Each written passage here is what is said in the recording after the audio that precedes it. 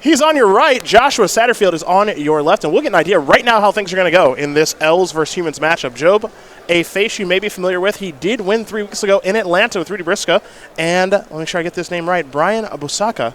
They won our team open with the debut of Dominaria, and we'll see if more Dominaria debuts here in Modern as we'll start things off with a Cavern of Souls, of course, naming Humans, champion of the parish, and we are underway here from Louisville in round number 1. It'll be interesting to see what players kind of think they're going to be up against this weekend. If I'm playing this weekend, and I know Modern is a very diverse format, my default is I think I'm playing against someone playing Humans. Yes. It has just been doing so well. It's been tearing up Magic Online. It's been tearing up the Grand Prix circuit, the SCG Tour circuit, everywhere. This has been the deck to beat. No one's really come up with a great solution, but I do think that Elves is a pretty good counter. It makes a lot of sense to me. Like I said, the vulnerability to this Humans deck is it doesn't just interact with creatures all that well. And so if you can win quickly primarily through creatures in a way that largely ignores combat, that's hard for Humans' defensive measures to handle. Satterfield's going to name Elvish Archdruid there with the Meddling Mage. Champion of the Parish going to counter, come across here for 2. Job will fall down to 18. Job started things off pretty easy. Just a Cavern of Souls, naming Elves along with a Llanowar Elf. He'll play a Wooded Foothills now. And that really speaks to where Humans is vulnerable. Naming something like Elvish Archdruid instead of Court of Calling or Collected Company, the Humans deck is just at a baseline much better at handling opposing spells than opposing creatures. Joe will search for a basic forest off of that fetch. He'll fall down to 17. We'll see what his turn 2 play will be. Again, got to remember, Elves has the ability to dump its hand very, very quickly. Normally on turn 2, it will involve Heritage Druid to do so, and there is a Heritage Druid. This is a copy of Llanowar Elves. Now 3 green in the mana pool here for Job. An Elvish Visionary will draw a card. 1 green left over. Picks up a forest. Play another Heritage Druid and pass the turn back. So it does a nice job of flooding the battlefield here. Not the biggest creatures on Earth, but access to quite a bit of mana as we head back over to Satterfield for his 3rd turn of the game. Another Ancient Ziggurat there for Joshua. We'll see if there's any attacking to be done or if he wants to play anything pre-combat. Here's a little bit of mana. This will be a Mantis Rider. Trigger the champion. Looks like Meddling Mage is going to hang out at home. I think that's a pretty good place for it as he comes for 3 in the air and 3 on the ground, 6 total. See if Job wants to do any blocking. Yeah, Meddling Mage right now could be double blocked there by Job, and I guess Satterfield feeling like he cannot possibly risk an Archdruid at this point. This is where Humans kind of gets its advantage. Big creature kind of early. Champion of the Parish, in a weird way, kind of plays a role of Wild Nacatl here. And then we can't really ignore the flying ability on Mantis Rider. That's a pretty big deal in matchups like this. Well, definitely. I mean, Job is going to be able to get to a spot where he can chump block on the ground pretty easily while he waits to draw one of his big plays. The air is where Satterfield can get an advantage here. Elves doesn't interact with that very easily. So Mantis Rider, one of Satterfield's better threats in the matchup. Back over to Job we're going to go now for his 3rd turn. As Jonathan has fallen down to 11. Again, with this Elves deck, it's all about the payoffs now. Does he have Azuri? Does he have Cord? Does he have Company? Archdruid off the table here this weekend because of that Meddling Mage, at least for right now. And it looks like Job does have a copy of Collected Company in hand.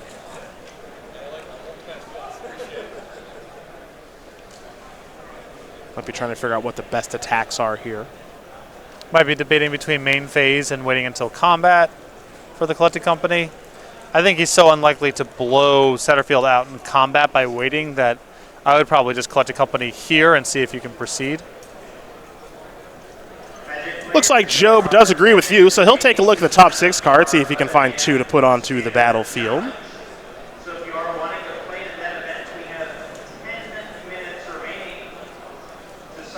Elves a deck with a little bit of a pedigree here on the SCG Tour. I think of Ross Merriam most when it comes to this deck, especially in Modern. His team of Tan and Grace and Brendan DeCandio got 2nd place in Baltimore a couple of weeks ago. Coming up just a little bit short as Merriam was playing Elves that weekend. Might be playing Elves again here this weekend in Louisville. His company will put an Elvish Champion and a Shaman of the Pack on the battlefield. So Shaman of the Pack is going to hit pretty hard here. And that's a card we'll take a look at here. Satterfield does fall down to 13. And I suppose we have to take a look at Elvish Champion, too. That's one you probably know. Oh, yeah. I think that's from, that's an Invasion joint, I think, if memory serves.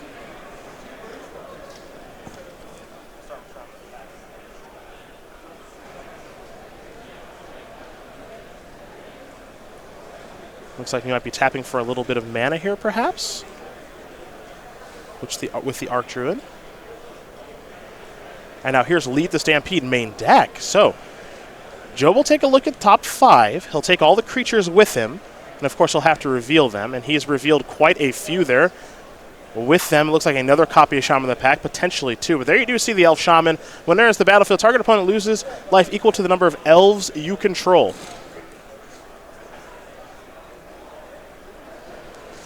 This also seems like a nice way to fight the humans matchup here a little bit, as sometimes the board gets sticky and you can't attack, but it's not exactly like the humans deck is keeping you off of having a critical mass of elves in play. Horizon Canopy will allow Satterfield to draw a card, but I think Joshua knows he's in a little bit of trouble now. Job is going to be able to win this game without having, I think, without having to engage in combat. Kitesail Freebooter going to show 2 copies of Shaman of the Pack over there, among other things. They resolved that one pretty quickly. 1, because Freebooter had nothing to take, but 2, because Satterfield knows Job's entire hand from that Lead the Stampede. You'll have Mantis Rider come across in the air a little bit, but we're going to head back over to Job, who's at 8 life. Moving to his 4th turn of this game. I mean, just Shaman of the Great Pack triggers, I think, should be able to take it down from here. Well, it looks like he can play 1. I don't know if he can play 2. I think he can, but he can probably just play enough stuff out of his hand here where just trigger a Shaman and attack with what I have available. Sure. Should be good enough. We shall see.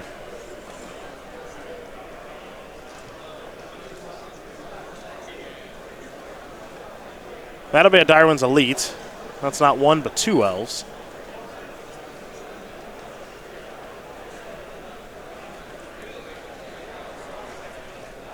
Here's 3 mana.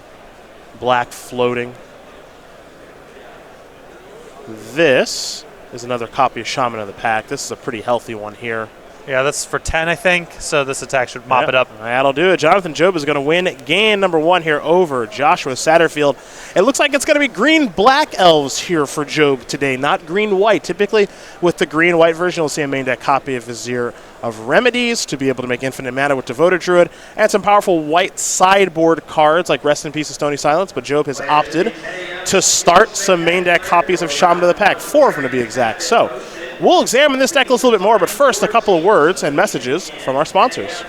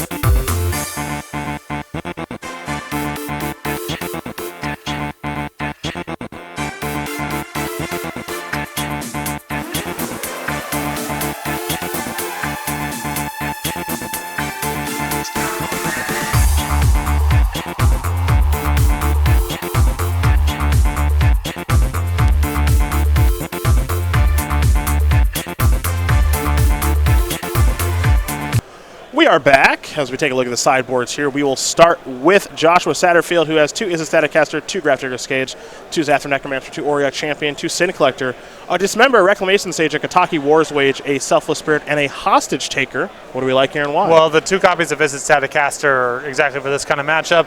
A lot of one-touchless creatures on the other side of the table.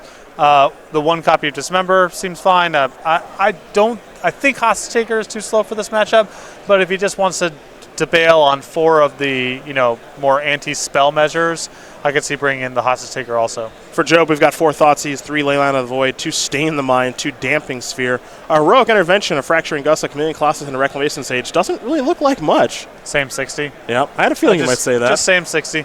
I wouldn't mess around here. Job wants to keep his deck, sideboarding in these cards is a pretty big opportunity cost too, because you got to caught elves, and the deck's all about getting as many elves on the table as possible, and nothing here seems great. Well, same 60 as what Patrick says. We'll see if Job opts to go that way as well as we get ready here for game number 2. Satterfield already taking a look here at his opening hand. He's going to keep it. We'll see about Job as well.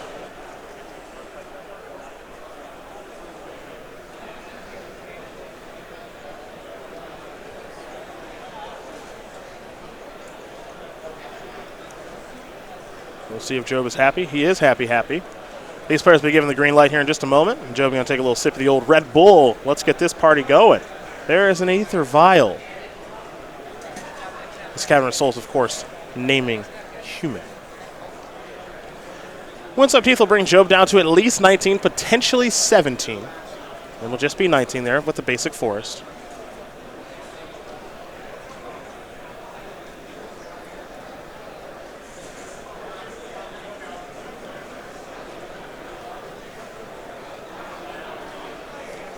Now, which 1-mana elf does he have? He's got an Elvish Mystic.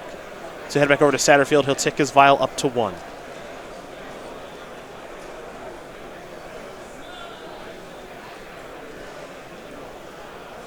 This will be a Champion of the Parish. And that'll be a Horizon Canopy. And Satterfield will simply pass the turn back over to Job.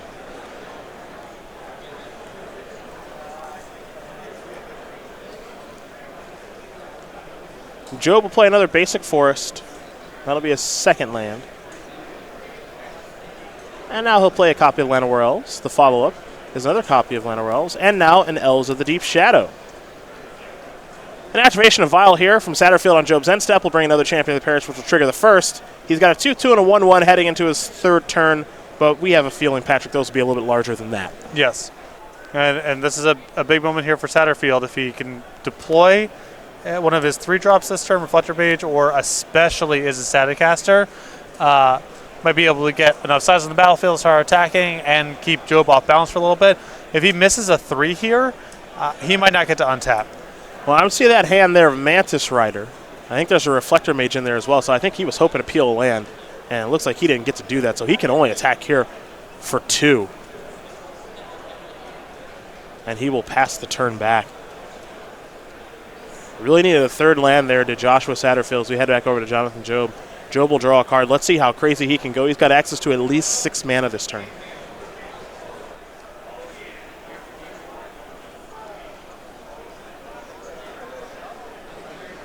Looks like Job might be starting with a Collected Company. And he will be. So he'll take a look at the top 6.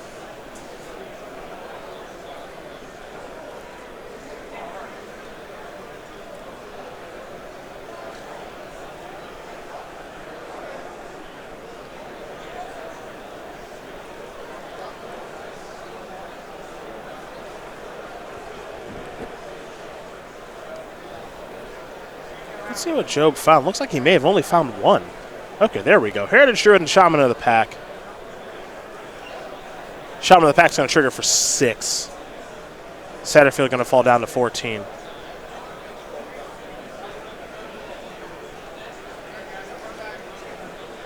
So much more damage-based build of elves here this weekend. Well, the Shaman of the Great Pack is definitely trying to prey on the fact that a lot of the top decks are not playing much creature removal right now. That's what it comes down to. If you're playing against a bunch of bolts and fatal pushes and Grim Lavamancers, I think Shaman of the Dark Pack is not the proper way of building the deck. Shaman of the Pack, not the proper way of building the deck. But if people are not interacting with your table very much, then this seems great. Yep. This is a really good metagame call.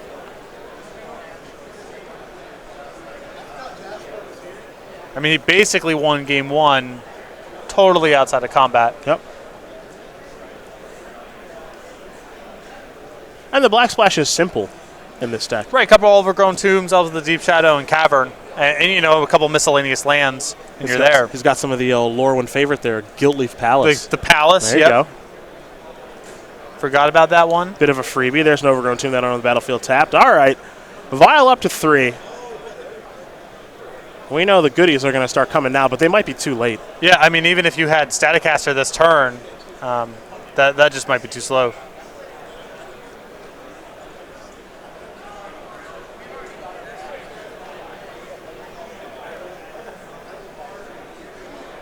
Looks like Satterfield's going to take 1. Fall down to 13 from Horizon Canopy to play Thalia's Lieutenant. Trigger on the stack, he's going to activate the Vial. He knows how this deck works. There's his Staticaster. So you do that so that the Staticaster can also get the counter. So the champions are going to grow. The Staticaster will also get a counter. Thalia's Lieutenant will see the Staticaster enter the battlefield. So that's why it has a counter. And now all the humans have gotten much larger. Here come the Knuckleheads.